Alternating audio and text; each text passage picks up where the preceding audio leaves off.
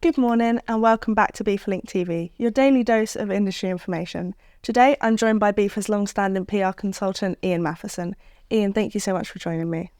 Oh, Brooke, it's a pleasure, and it's a pleasure to be asked to participate in this venture, new way of communicating for members, and I hope what I say is of interest to them. So today marks the start of our new segment, What the Papers Say, in which we interview Ian on some of the latest headlines that have caught his eye. So Ian, starting with the last few months, what kind of headlines have caught your attention? Well, where do I start? I mean, there's been so many. We could talk about air freight and ocean freight rates going through the roof because of the Red Sea situation and other issues, congestion in ports and stuff. There's the UK border situation, which is, what is it, 8 years after Brexit or EU exit, I think it should be called, is still trundling on. Let's not dwell on that. Sustainable logistics, I know that BIFA is really getting into that now with Pledge, and then there's just a general demand for warehousing brought about because of a lot of which has been brought about because of the boom in e-commerce and the changing ways that people are buying. But the three things I'd like to sort of talk about that have caught my attention are things about nearshoring, this move of production away from China especially, e-commerce logistics and its impact on air freight, and mergers and acquisitions, trends in the mergers and acquisitions areas. So that's what I'd like to talk about, if that's okay. Mm-hmm. So Ian, you mentioned about nearshoring. Could you just tell us a little bit more about that and the impact that it could have on BIFA members? Well, yeah, of course. Again, it's been a lot of column inches written about the subject, not just in the trade media, but in the business and the financial press. Nearshoring, offshoring, onshoring. It's got all manners of terminology. For me, it's interesting because it's since the pandemic and the effect that had on the supply chains. There's obviously been this move of businesses to rely less on China as a source of production. I'm not sure how that pans out in reality. I think there's a lot of hype about it, but the fact is that businesses are moving production to other countries, and that's going to have an impact on BIFA members' activities in terms of where they identify new trade and new ways of serving that trade. So it's diversifying production, and it's one of the things I've noticed recently was a report about Mexico, where that's become the USA's largest exporter.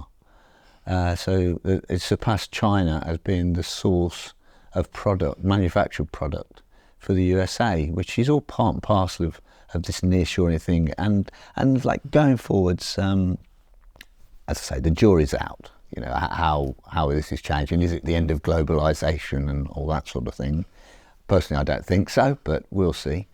But it will have an impact on the work that BIFA members do, especially those that are interested in cross-trade activities where business is not coming through the UK necessarily. It's being moved for a client from a country outside of the UK to another country that's outside of the UK. So now moving on to e-commerce, you mentioned about the impacts that's having on air freight. Can you just touch on that a little bit more? Yeah, from what I read, and again, it's had a lot of coverage, the boom in e-commerce over the last few years and how it's affected air freight. From what I read, traditionally air freight has had peak seasons, so there's been peaks and troughs when air freight moves. Because of the demand being placed on air freight by e-commerce growth, commentators are saying those troughs are disappearing. It's kind of year-round demand now, and that's having a major impact on how trade is conducted, how operations are transacted, and how infrastructure needs are changing in the industry. And that certainly it's giving a lot of opportunities to BIFA members that they probably hadn't ever anticipated, dealing with end consumers, for example, not traditionally what freight forwarders did, but more and more of them are doing so, whether it's via fulfilled by Amazon or Shein or Temu, whoever they're working for. It's interesting as well because there's a big thing coming through now about this de minimis regulation in in the USA, where the customs authorities there are trying to clamp down on companies that are trying to ship product without paying the necessary levies and duties. It's a very complicated subject, which I'm probably not totally qualified to talk about, but it's certainly caught my attention, and I've seen that some forwarders in the States, some customs agents have actually had their operations suspended as a result of falling foul of the de minimis rules and regulations. So it's something, again, that BIFA members need to be thinking about if they're getting involved in this particular type of work. Yeah. And now, Ian, you mentioned earlier about lower levels of M&A activity. Does this mean that it's off companies' agendas altogether? No, I don't think that's the case. I mean, the report I saw, I think it was at the end of June, was a transport intelligence survey that they'd conducted, and they'd interviewed, 100 companies or something.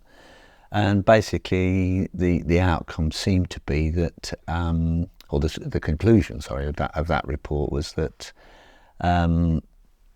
people were expecting less activity this year, and we're also expecting the value of any companies that were acquired would be less because of the state of the market, but they didn't say it would stop. They see it going on. We've already seen, we've had the big ticket deal already with Wincanton being taken over, and it'd be interesting to see how the sale of DB Schenker pans out.